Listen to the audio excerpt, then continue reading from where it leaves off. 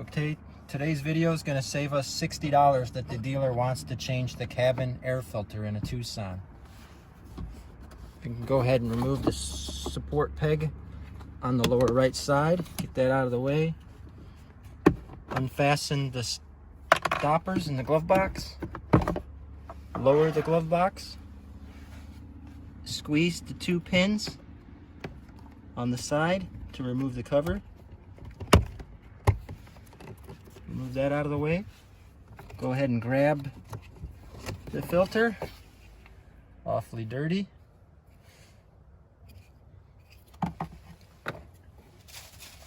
Grab the new filter.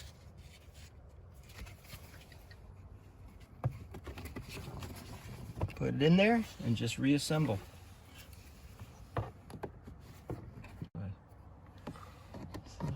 Snap the cover back on.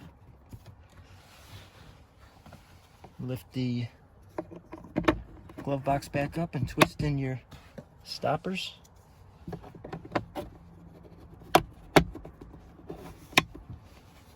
And then reattach. Done.